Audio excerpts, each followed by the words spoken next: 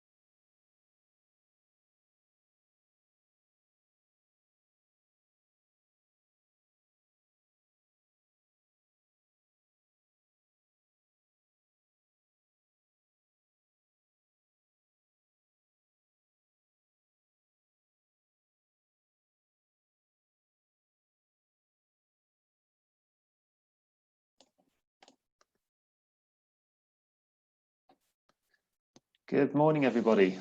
Good afternoon, good evening, I should say, to those joining us from outside the UK. And welcome to what is the third and final in the current series of our Brexit webinars hosted by Ligentia in partnership with our partner VARTAN Consultancy. I'm James Paybody. I'm the UK Sales Director for Ligentia, and shortly I'll be introducing you to Neil Bird, who is a Senior Supply Chain Consultant at VARTAN Consultancy. Now, VARTAN specialise in customs compliance, health and safety as a business, and Ligentia have worked together with VARTAN for some years now, initially working together on our own AEO accreditation back a number of years ago, that was now, as well as customer-specific compliance and consultancy projects in and around customs, as well as in the last 4 years, obviously, around our own Brexit preparations as a business with Ligentia. As you can see on the screen here, the general strapline for our Brexit workshops remains as the previous workshops. So we're talking about, and we want to talk about the facts, what we know today with regards to Brexit as we end the transition period on the 31st of this month, and go very light on speculation, certainly in the slides that we'll present to you today. We had expected a number of government announcements between the last workshop and this one.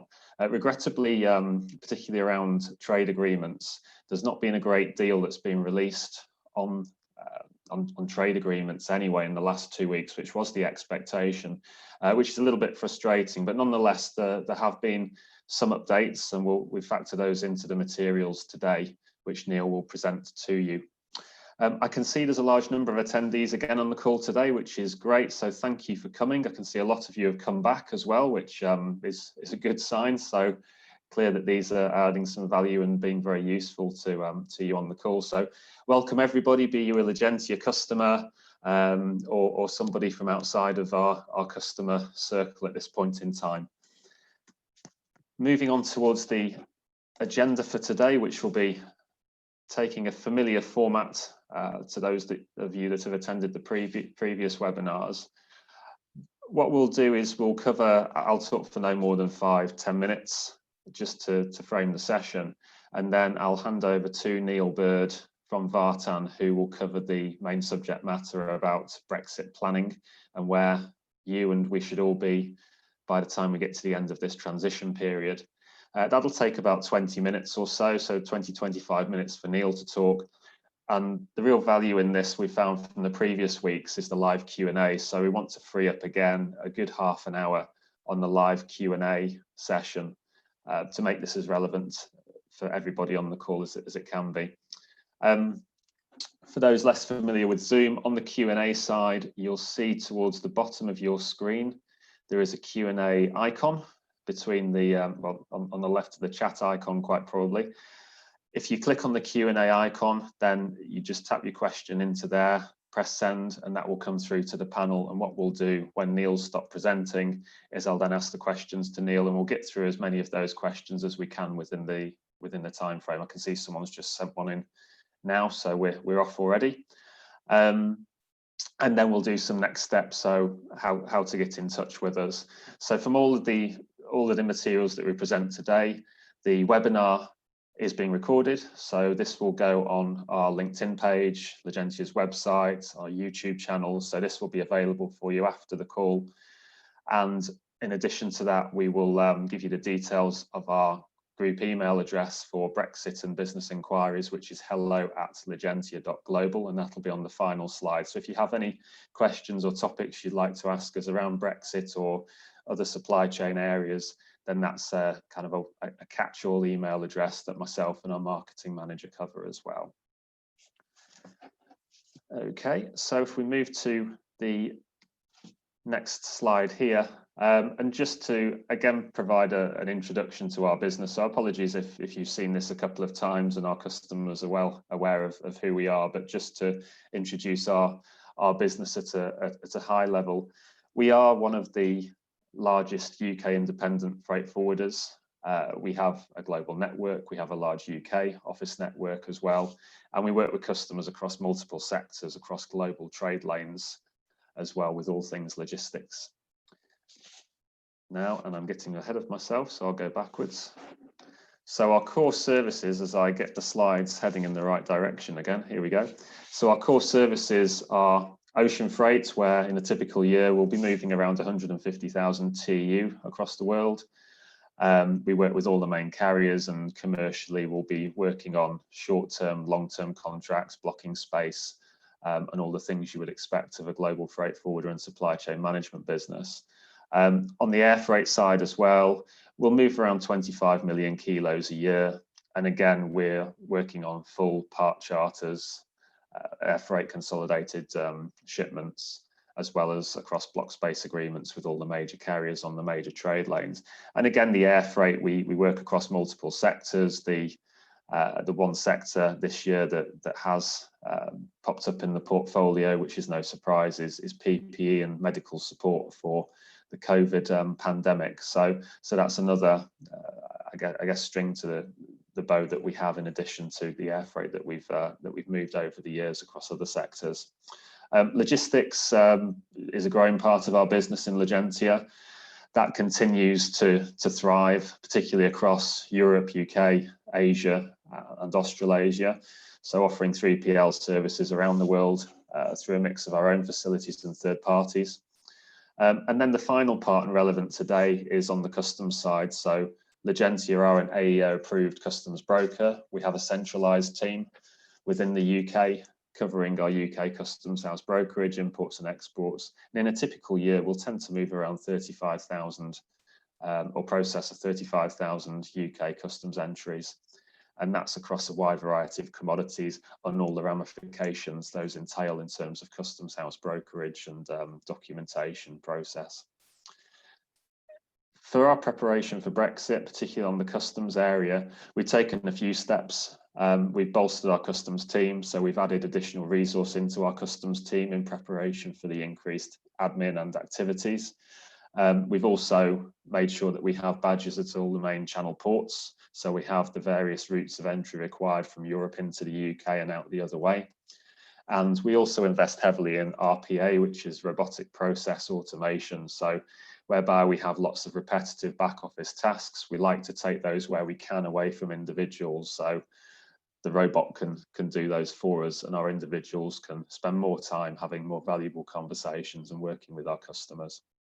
And around all of this, to frame it, our approach to market and how we work with our customers is all wrapped around our technology. So we have our own technology suite, which is developed by our technology centre in Leeds in the UK, across a large team we have there. And our technology provides our customers with supply chain advantage, and that's through the visibility and control that we can provide them across the supply chain, and the analytics that drives for us to understand the ramifications of supply chain decisions and how effectively to drive value through the supply chains and pinpoint areas of improvement. as we move towards the Brexit agenda, I think we are all aware that we're in a period now of almost unprecedented global disruption and change, and the effects that that has on infrastructure into the UK, into all global importing countries, with the capacity issues that we see today across the shipping lines in particular, but also how the equipment shortages are affecting the serviceability that we all have to deliver to our end users around the world. This is having a knock-on effect, as we know already, with UK port delays in particular and the infrastructure pinches around that. And then we have Brexit to throw into the mix as well. And I think the key part of all of this is planning, and how we can plan in advance, how we can build in buffer to our supply chains. And in the last couple of weeks, one of the key, I guess, takeaways that I've had, or key comments I continually get, is suppliers, particularly in Europe, maybe not being as cooperative as they could do with regards to export declarations from Europe to support the movement of goods into the UK. So what we would say is planning is absolute key, both in a supply chain sense right now, how you can build buffer into your supply chain to make allowance for the bottlenecks that we see and the challenges we see right now, but also on Brexit. So engaging with the suppliers, understanding what needs to be done, not only within your business, but what the requests might need to be for your suppliers in terms of documentation and processing things post 31st of December, so we can transition as smoothly as we possibly can into the post-Brexit world.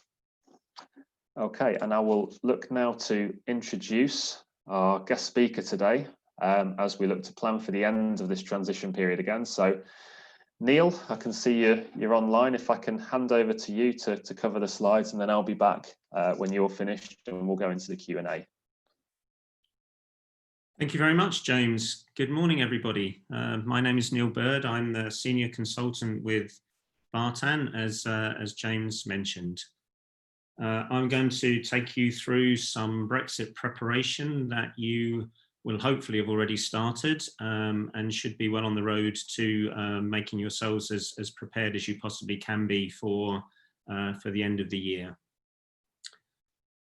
So on the 1st of January 2021, the transition period will have ended, and the UK will be operating a full external border as a sovereign nation. This means that all goods moving between the UK and the EU will require customs clearance, both at import and at export. And that is irrespective of whether or not we have a free trade agreement in place. The free trade agreement will affect the nature of those declarations. Obviously, if we are in a situation where a free trade agreement cannot be finalized by the end of this year, then we will go to WTO tariffs, and import duties may well be payable on goods that you import from the EU. As I mentioned, that means full border controls will be in place on all imports coming into the UK from the EU.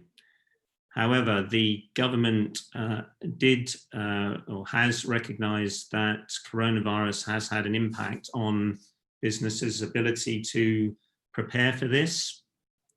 So the government has taken the decision to introduce the new border controls in a staged process. It's very important to remember that the staged process does not apply to exports. So exports out of the UK on the 1st of January will require full customs clearance at the point you export the goods.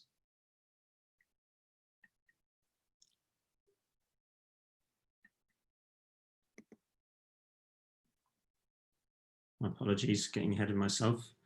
So stage one of the controls will be on standard goods, and customs will allow traders who are importing standard goods to make delayed declarations, and we'll be looking at that a little bit later on one of the other slides. If you are importing controlled goods such as alcohol and tobacco, those goods will not be eligible for the delayed declaration process. So the delayed declarations will only apply to standard goods. Businesses will also need to consider how they account for VAT on imported goods as well. And again, a little bit more information on that on a later slide.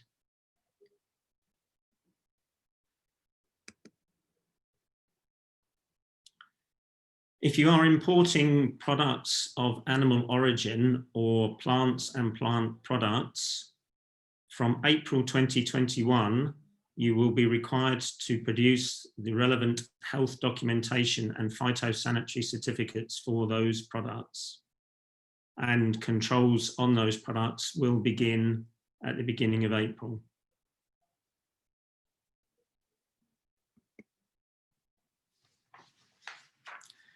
As of the 1st of July 2021, the delayed process will finish and all goods will have to be declared to customs as they arrive.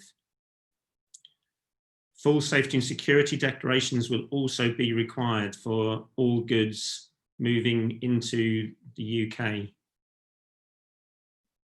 And full details of all these stages are contained in the government's border operating model. If you've not already had a chance to do so, I would recommend that you try to look at the border operating model as soon as you can. It is quite a lengthy document. There are in excess of 200 pages to it.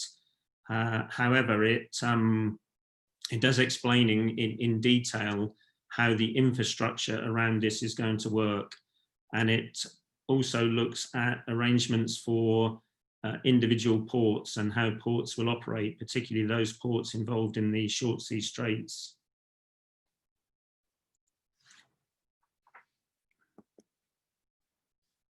So importers of goods from the EU have got to make decisions about how they're going to do their declarations with effect from the 1st of January. If you opt to use delayed declarations, there are things that you have to do as the goods arrive. You've got to make sure that you are recording proper and accurate information about the imports you have coming in. The slide there shows you what information you need to record. Effectively, it is all the information that you will later rely on to do your supplementary declaration. So it's very important that from day one, you do make sure you have a process in place to record this information. This is known as EIDR. It's an entry into declarant's record, an entry into your commercial records. There is no customs format for how you do this. It's entirely up to you how you record this information. You can do it in an Excel spreadsheet. You can write it in a book. It's entirely up to you, but you must record the information.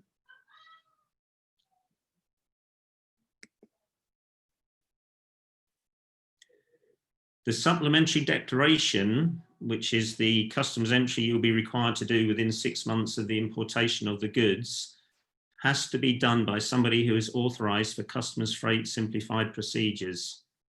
I don't think customs have made this point particularly clear. So again, this is a decision that you are going to have to make. If you do use delayed declarations, you will either have to apply for customs freight simplified procedures yourself, or if you are going to appoint a third party to do those declarations for you, that third party will need to be authorised for CFSP. Customs have said they will not allow traders with a poor recent compliance history to delay their declarations. And we understand that customs are in the process of identifying traders who have a poor compliance history, and they will be writing to those traders to instruct them that they must make full declarations at the time of import.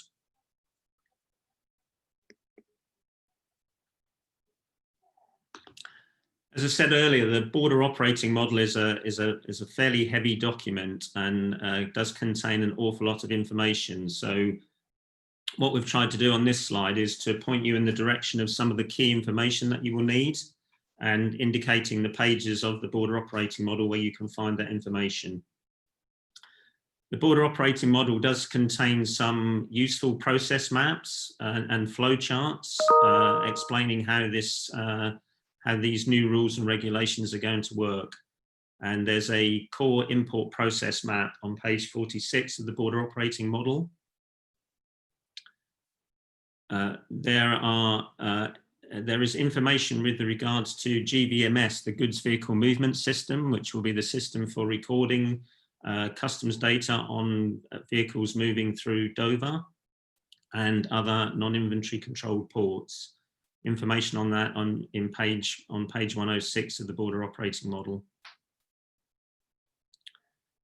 If you are a haulier, it's very important that you ensure that you are familiar with the check and HGV is ready to cross the border service. This was the arrangement previously known as Smart Freight, and this is the system for controlling goods entering Kent. I'm sure some of you will have seen information about this.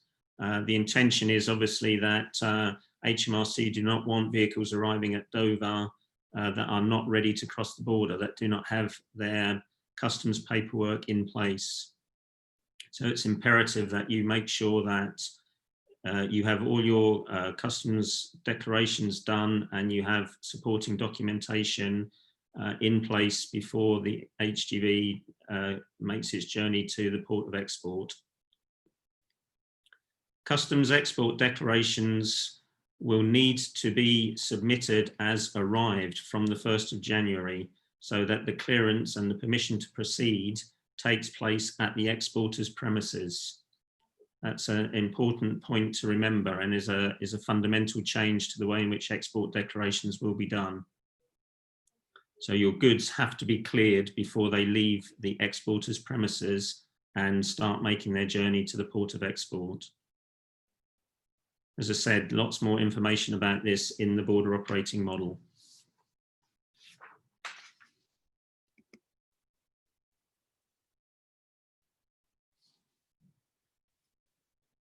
If you are involved in trading goods such as plants and live animals or products of animal origin, lots more information about the export health certificates that you may require if you're exporting such products are in section 1.2.3 of the border operating model.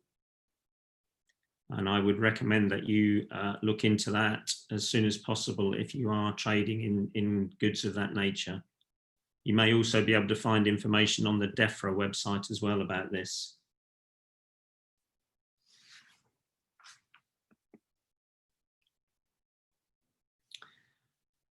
We have recently seen some information from customs about the situation in Northern Ireland with regards to businesses that currently hold an AEO authorization.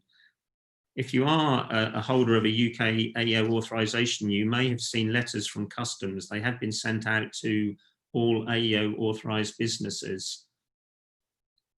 Your your AEO authorization will automatically be rolled over to a new UK status from the 1st of January. However, if you have a Northern Ireland entity that was part of that UK authorization, they will require a new Northern Irish authorization, AEO authorization from the 1st of January.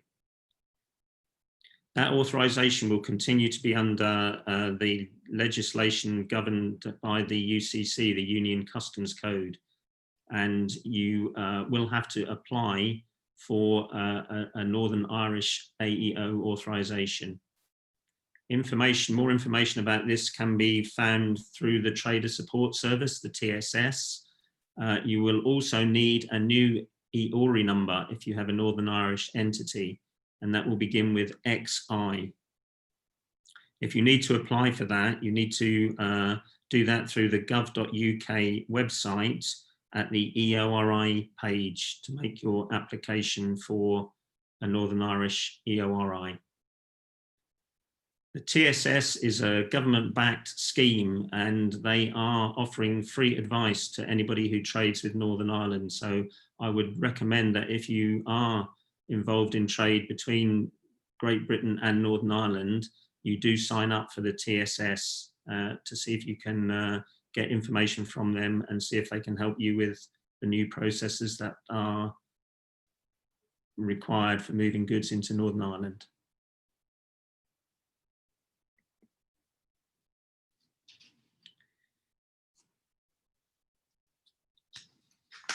What do you need to be doing now if you want to ensure that you are prepared as well as you can possibly be for the 1st of January? You need to understand the requirements of EU member states, and very importantly, as James mentioned earlier, you need to be speaking to your EU counterparts to make sure that they are ready for this as well. If you have made all the correct preparations to export your goods, that's going to fall down if your EU counterparts have not got ready for import customs clearance when your goods arrive at the port of arrival in France or Belgium, depending on the routing which you currently use. You need to ensure that you've got a GB or an EU EORI number if you need an EU EORI number. And as I mentioned earlier, you have got to make decisions about how you're going to submit your customs declarations, about when you're going to do them and who is going to do them as well. You need to get a duty deferment account and apply for any customs authorizations that might be right for you. If necessary, you need to consider whether you need to become an authorized consignee or consignor to handle transit documents. And as I said, also ensure that you are referring to the border operating model. Just before I hand back to James for the Q&A session, I would also just like to give you a bit of information with regards to the delayed declaration process, which has been published this week by HMRC. And that is the control of your VAT. So if you are importing goods that are not controlled into Great Britain from the EU between the 1st of January and the 30th of June, and you delay your customs declaration, you will have to account for import VAT on your VAT returns. So you need to include the date that you imported the goods, and you need to estimate the import VAT due on the records that you've maintained for those imported goods. And when you submit your delayed declaration, your next online monthly statement will show the amount of import VAT that was due on the declaration. At that point, you will be able to adjust your previous estimate and account for any difference on your next VAT return.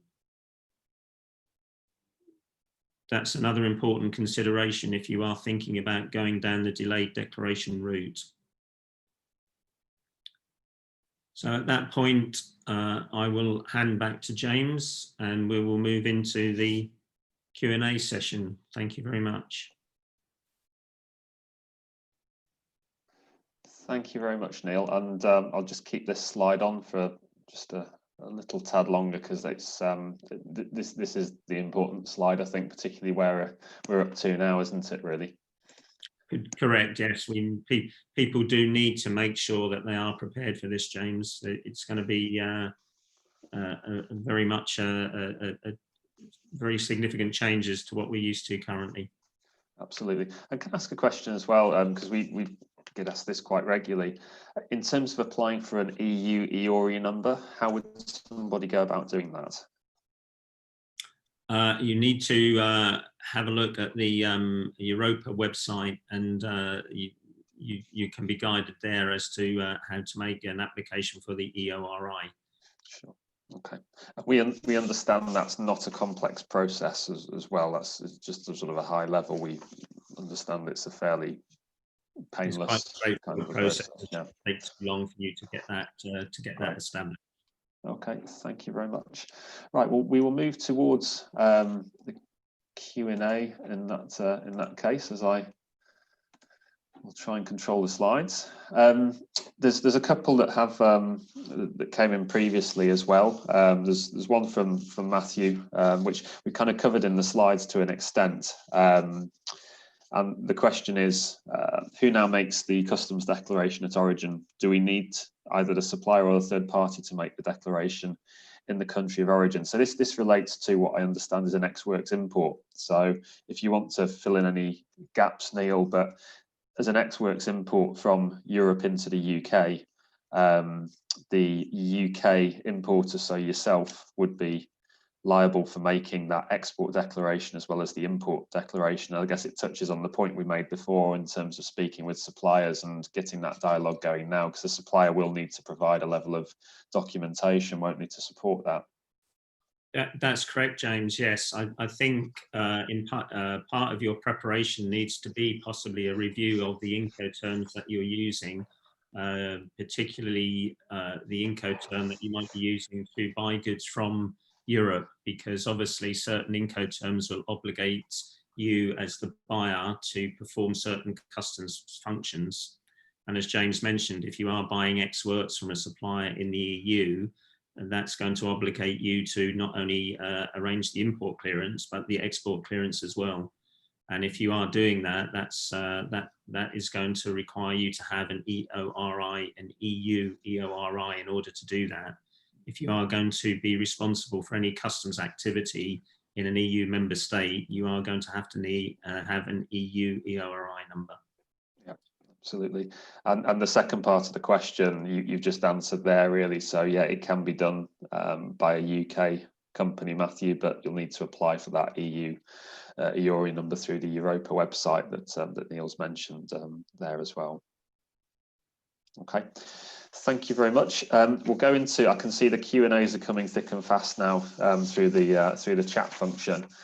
There's one question here, which is about chief accounts. So it is, do you have to have a chief account to be able to have your own duty deferment account? And if so, how do we apply for chief?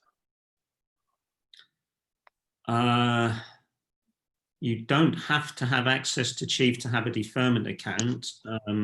Your deferment account application is made directly to customs online, and you can do that through the gov.uk website. You will, however, need access to chief if you are going to submit your own customs declarations. A third party doing the customs declaration on your behalf will need to know what your deferment number is, obviously. However, if you do want to do your own customs declarations, you will need access to chief. There's two ways of doing that. You can either talk to the customs software provider that you are using and they can arrange that for you. Or alternatively, you can speak to one of the community service providers. That is Maritime Cargo Processing, who operate the Destinate system, or CNS. And they will also be able to help you with the necessary badges that you're going to need as well. Okay, I've got a question from Chris, which is related to VAT. So will VAT need to be added to all invoices between the UK and the EU, and whether this answer changes if the two entities are the same company? That's a good question. Can we come back to the companies that's posed that question, James? Because VAT on your invoicing and your service invoices is really something that you need to probably talk to your accountant or your finance teams about. Obviously, the VAT that we're trying to address is the VAT payable on the imported goods, rather than VAT that you would need to charge on your invoices that you raise to your customers. So we can certainly find out a bit more information about that, James, and come back on that one. Okay, great. Yeah, if our marketing team who are in the background on this call could just take a note of Chris's question there and the email address, then we'll look to come back on that if we could. Thanks, Chris. Question from Steve. Steve's asking about the benefit of delaying customs declarations, and saying presumably it's better to do it at the time if possible, if the customs agent we use can do it. I mean, my understanding of delaying a customs declaration is just to remove an immediate bottleneck as we try and deal with the burdens that Brexit might provide us in the early days, right? I mean, that would be my answer. Is there anything you'd add to that, Neil? I agree with you entirely, James. I think, if I'm entirely honest, I think the delayed declarations scheme is something of a panic measure by customs to do exactly what you just suggested, James, to try and avoid bottlenecks at ports. I fear that a number of importers may see it as an opportunity to simply avoid addressing the issue because they may think they've got 6 months to think about this. As I mentioned in the slides, that's not the case. If you are going to use delayed declarations, the EIDR does obligate you to keep information about that import consignment. So I'm not sure there are too many benefits to delayed declarations. You could argue it actually makes the process even more complicated because it becomes a two-stage process. You have to do the EIDR and then also find somebody who has a CFSP authorization to do your supplementary declaration. So my recommendation would be, if at all possible, that you do the customs declaration as the goods arrive. Yeah, I mean, there's also a risk that a lot of people will look to. We talked about the current challenges we have at the moment with regards to supply chain. There is a risk that in the situation that we are in now, a lot of UK importers look to delay this and then end up having the same problem, or maybe a more exacerbated problem down the line, where the declarations actually have to be done in sort of six months from now. So it's about really keeping on top of it now and not pushing the problem too far down the line, because it is a task that is going to be that will need to be actioned at a point in time. Yeah, and that's a good point. And my concern is that people will sit down in 6 months' time if they've not got a grasp on this. They will sit down in 6 months' time and realise that they don't have the data available for imports that may have come in some time ago in order to do that supplementary declaration. Yeah. Okay. A question from Isabel, which is a question for me, really. Will Ligentia take care of declarations for imports handled by Ligentia? So yes, we need to obviously know that we are to be performing those declarations. So we can absolutely support customs clearance, be it import or export. It is a case of flagging that to us. We have a number of customers, actually, Isabel. I'm not sure what freight moves this might relate to, but we have a number of customers who import from Asia and rest of the world with us, who have had European moves, which obviously are now subject to customs activities into the UK. So we have sort of expanded our reach with existing and new customers on that front. So yeah, absolutely. As per my slide before, we've got a centralized team set up, ready and willing to support you and in that. So share with us the details and we can happily extend that service. Okay. Just looking at the next one. Okay, we've got a question here from an anonymous attendee, which is: we currently import non-controlled goods from China and other countries outside of the EU. Will the import procedure be similar for EU countries post-Brexit, or is it a totally different procedure? No, the procedure is exactly the same as you would currently apply to rest of the world goods. So sure. Your customs declaration is going to look exactly the same and will be processed by Chief in the same manner as your current rest of the world imports. The thing you do need to understand is that the rest of the world imports that you're doing currently will primarily be arriving through inventory controlled ports. So the differences are not in the customs declaration itself, but the differences are in the infrastructure around the port of import. So you do need to look at the border operating model to understand how the customs rules and regulations are going to be implemented at ports that do not have inventory linking. Sure. Okay. Question from John, which is: to gain an EU EORI, do you need a trading address in the EU?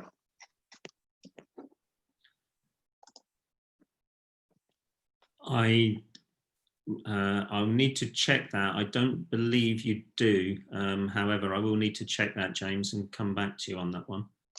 Right. Yeah. Again, if we could just record John's question there and arrange to give him an email back on that one. That would be good. Thanks for the question, John. Very valid question as well. Yeah, thank you, John. I have noted that. I will check that for you and come back to you on that one.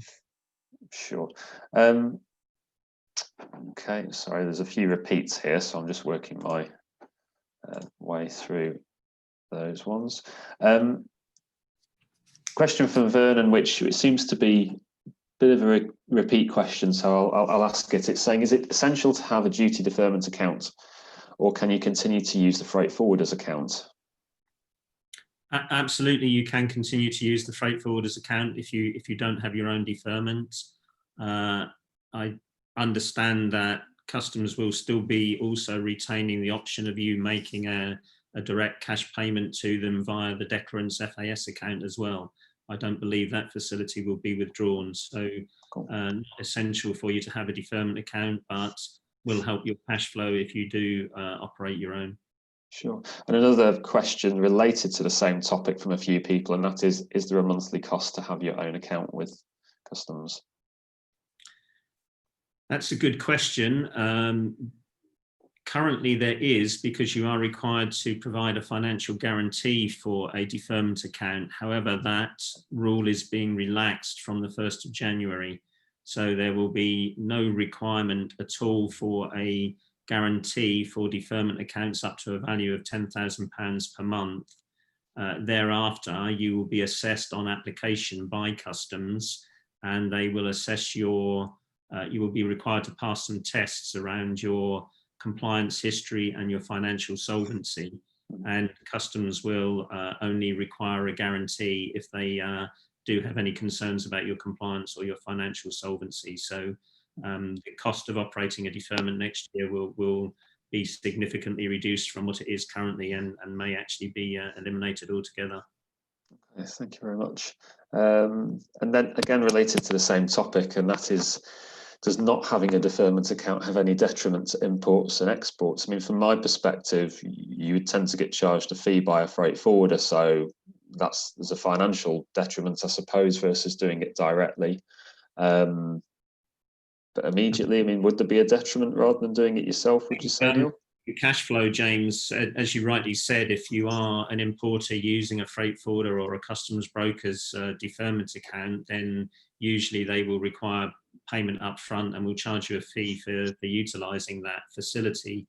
Whereas if you have your own deferment account with customs, you settle your monthly limit on the 15th of the following calendar month. So there are cash flow advantages to having your own deferment.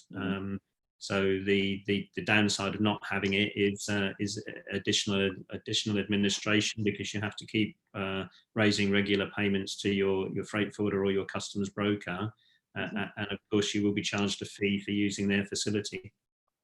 Sure. And another question from Charles here, which is it's around how many EORI numbers we need, and I think this is post Brexit, obviously. So GB EORI, an EU EORI number, the Northern Irish EORI.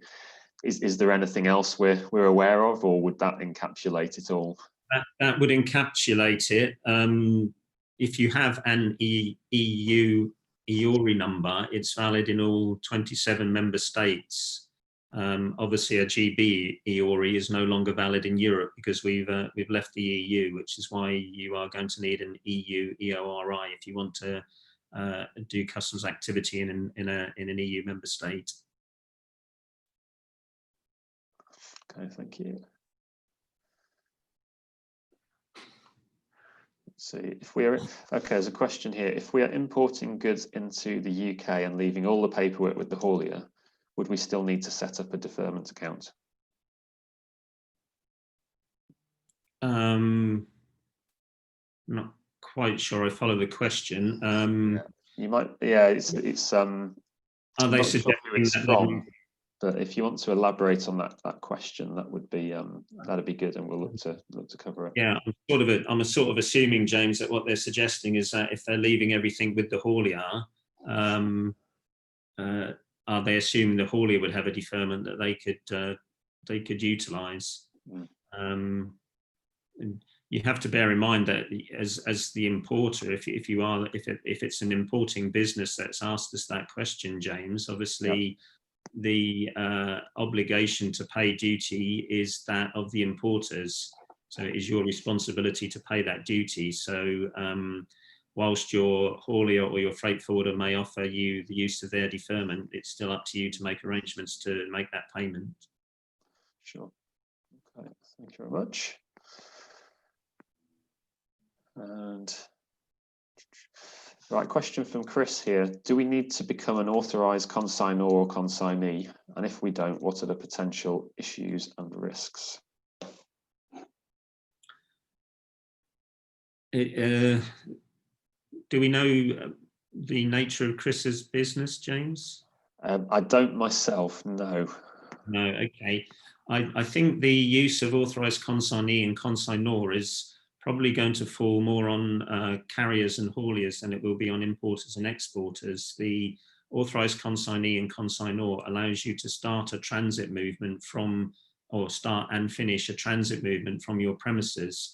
However, to become an authorised consignee, you need to have an established ETSF, an external temporary storage facility in the UK. Mm-hmm. And to be an authorised consignor, you need to have, or you need to be responsible for the premises where the goods are loaded. So in essence, an authorised consignee and consignor allows you to start and discharge transit movements. But as I said, you have to have an ETSF, so the transit movement would have to end at your ETSF. And if you have an ETSF, you can apply to become an authorised consignor to discharge the T form at that ETSF. If you want to become an authorised consignor, you need to be the address at where the goods will be loaded for export, be that a consolidation warehouse or the exporter's premises. Thank you. But I think it's more likely it's going to be used by people who are potentially consolidating groupage loads at a receiving warehouse in the UK prior to export to the EU. Okay, thank you. Got a question here from Chris and another Chris, which is there a minimum value to require a declaration? This is relating to small parcels, it seems. There is a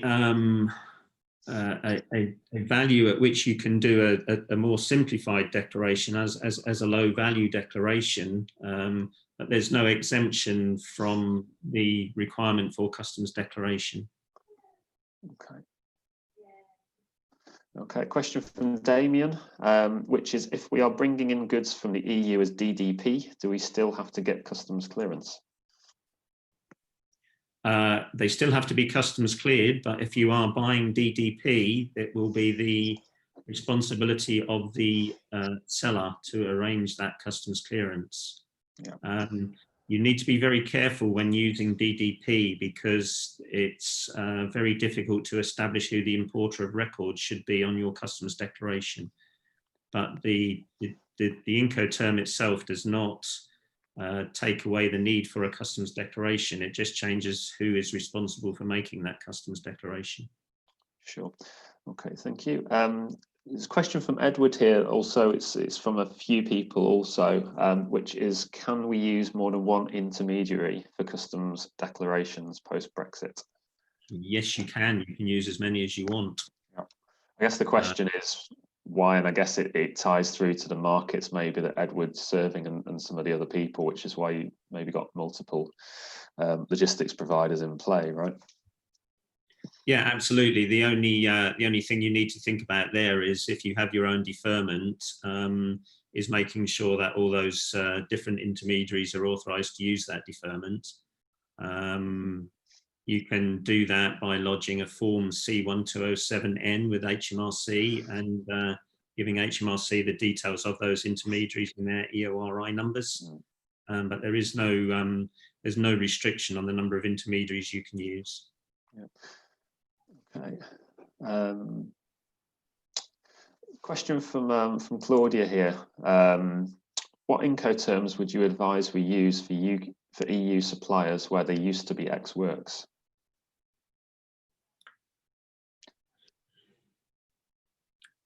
Purely from a trade perspective, we're obviously looking here in terms of ease of entry. Yeah, I mean, ideally, if you can agree with your EU supplier to change that to, for example, DAP, then that would obligate them to arrange the export customs clearance. I think that's probably the point of the question is, obviously, if you are buying X works from a supplier in the EU, it means the obligation for the export declaration rests on yourself as well as the buyer in that particular Incoterm. So you may wish to review that and look at an Incoterm which obligates your seller to arrange the export customs clearance. Sure. Okay, thank you. The question here, which is, our business only exports to the EU, this customer has been advised that if they use DAP uncleared or FCA terms, they do not need an EU EORI number, as the clearance in Europe will be made by the consignee. Is that correct? That is correct. You only need an EU EORI if you are going to be responsible for any customs activity in the EU. Yeah. Okay. There's maybe a speculative answer. I don't know if you know any detail, but the timelines on a lot of the government announcements just seem to have gone back. But the question is, when will there be more information published around trade with Northern Ireland? Do we know if there's anything being announced? Because this has been due for a while now, hasn't it? And it seems to keep creeping back. I think that the absolute crucial thing, if you are having anything to do with Northern Ireland, is to register with the TSS as soon as possible. And the TSS will have all the latest information available to you. And bear in mind, again, that is a free service as well. So I would wholeheartedly recommend the TSS if you are sending anything to or from Northern Ireland. Okay, thank you very much. Yeah, I mean, because we're trying to make all these webinars factual, but yeah, the frustration is a lot of these announcements are getting delayed, and obviously as they get delayed, we get closer to the end of transition. But yeah, TSS certainly seems to be the place to go for Northern Ireland inquiries in general.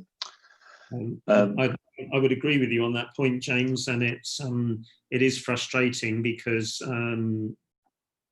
we are waiting information. Obviously, we're waiting on the outcome of trade negotiations for the free trade agreement.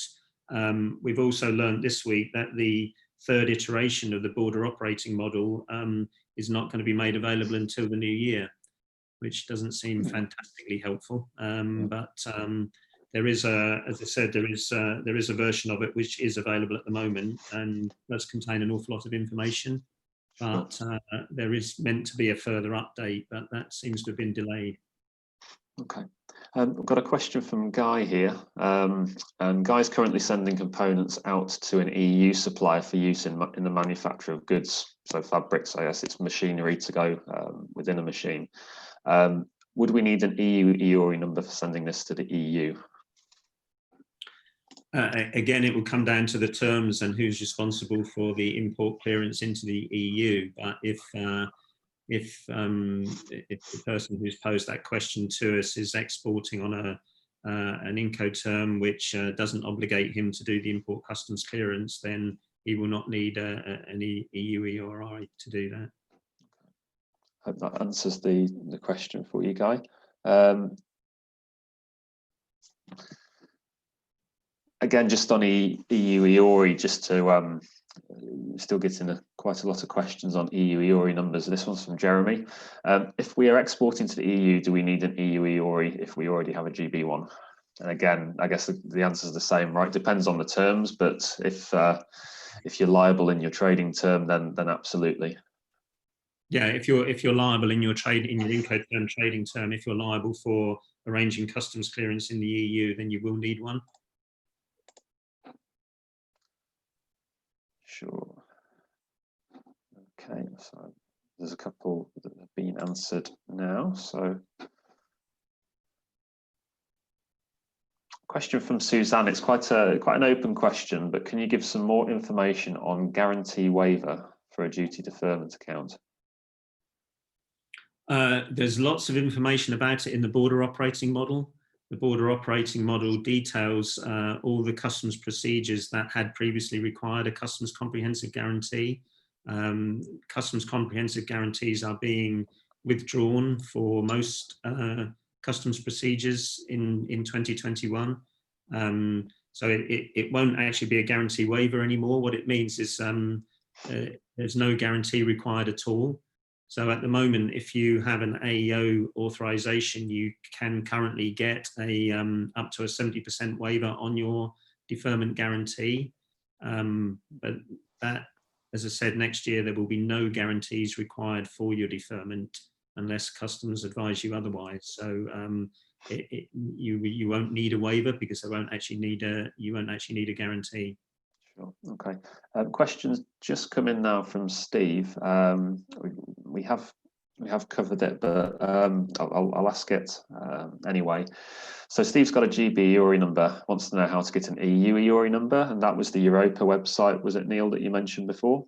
And I think what we're getting an awful lot of questions on this EU EORI situation, James. I think probably what we need to do is try and put something maybe up on your website or something, get some information. I think TSS and Europa seem to be the common areas. So I think if we get a link or two put on those on our website, I think you're absolutely right there. Okay.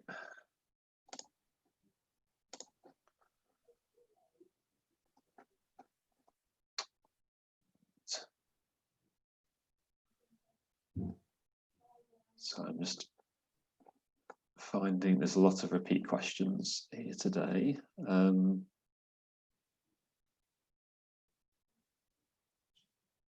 Right, there's a conundrum from Adrian here. So Adrian issues. Okay, I'll read it as it is. We free issue parts from a French company to a Czech company to build a new product.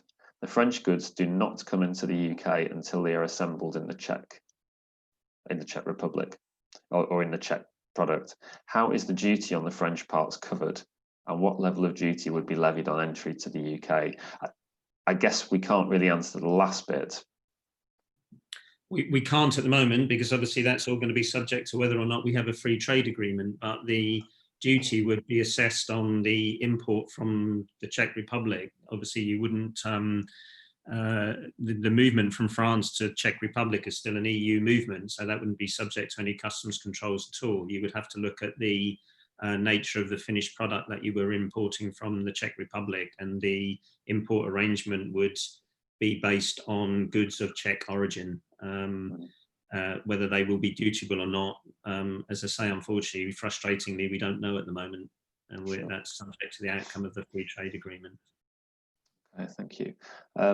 Question here on authorised consignees again, and it says, do we have to be an authorised consignee when we have a dedicated truck of goods coming from an EU country straight into our premises? So full truck into this customer's site.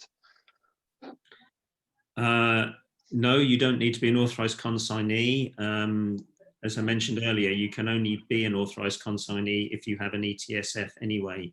So in that situation, the transit movement would be discharged by the process of customs clearance. And again, that you would have to make a decision about how and when you were going to do that customs clearance. Okay, question from Anthony here, who's supplying products to the Republic and to Northern Ireland as well from the UK. Will we need to know all the commodity codes for such goods? You will. You will need, if you're sending goods to the Republic of Ireland, you'll need to do export customs clearance on those. If you're exporting to Northern Ireland, there's no requirement for export declarations, but you will need to customs clear the goods into Northern Ireland, and you will require a commodity code for that. Customs declarations do require commodity codes, so yes, you will need those. Sure, thank you very much. And I mean, we're getting close to 12 o'clock. I can see there's still lots of questions coming in, so we'll look to try and extend for another 5-10 minutes or so to cover these off, if that's okay with those waiting on the line for answers. Next one's a question from Paul, and that's prior to the Brexit deadline, which was originally obviously March last year. The UK government were arranging for VAT postponement postponement for import clearances. Paul's not sure if that was why we were heading for a no deal. If there is no deal agreed, is there any suggestion about UK Customs introducing this VAT postponement again? Yeah, postponed import VAT accounting is being introduced on the 1st of January. There are some rules about it. So you have to obviously be registered for VAT in the UK. I would recommend looking at again, there's information about this both in the border operating model and on gov.uk. But yes, is the short answer. Postponed import VAT accounting is being introduced on the 1st of January. And that is for all goods, not just imports from the EU. It's for all imports. Yeah, we've been asked questions as well about if there's a simple checklist for what's required for import and export declarations. So from our perspective, we have our customer hub at Ligentia, and what we'll do is right front and centre on the back of today, we'll post links on, first of all, on our LinkedIn page and our website, to TSS Europa website, and to our customer hub, which has a checklist effectively of a lot of these preparations regarding Brexit. So we will we'll post those on those two areas as well. So so you're able to refer to those and get them in an easy place. I'd also suggest maybe, James, putting a link on there to the border operating model as well. Yeah. I can't overemphasize the importance of that document. An awful lot of the questions that we've been asked today in the session, the answers to those questions will be found in the border operating model. I appreciate it's not the easiest document to navigate, but if you refer back to the slide in my presentation where we've highlighted some of the key pages, I think that will be quite useful for people and will point people in the direction of some of the answers they're seeking. Sure. I mean, what I should also mention as well is, as a follow-up to this session, you'll all receive an email. So what we will do is we'll put those key links on the email as well. So you'll have it in a couple of areas, and that should hopefully point you in the right direction. And of course, we're available for any subsequent questions around that too. All right. Another question here from Paul, which relates to the import of meat products and whether health certificates are already agreed from the 1st of January between the UK and the EU for imports and exports.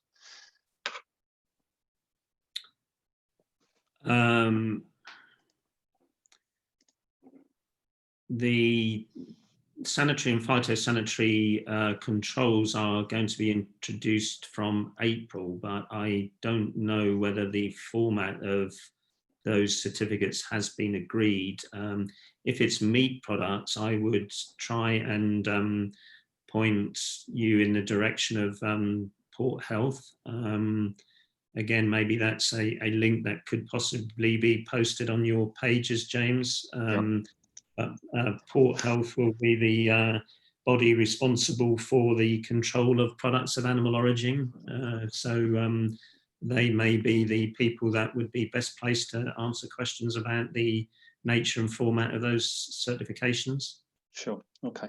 And I think, as I mentioned before, we'll send you some links on the back of the email after today's workshop, but also we'll pick out the website links that we mentioned today, but within our customer hub, so the Ligentia customer hub link, it's a library of information as well. So there's links and further information in there, maybe around some of the more specific areas as well. So I'd urge you to have a look on our customer hub as well, where we're updating with effectively all the kind of FAQs that have not only come from these webinars, but also our current customers might ask us during the course of the work week as well.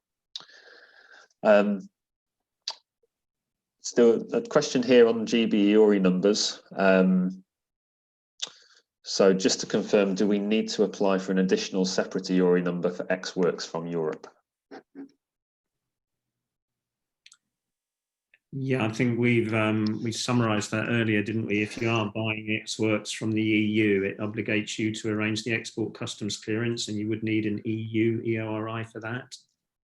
Yep, and a question as well, kind of on the same point, and that's whether this customer requires a separate EORI number for each country that they trade with. I mean, the European EORI number is the one that covers the 27 states, isn't it? So be it France or Germany, it's the same number. That's correct, yes. Okay.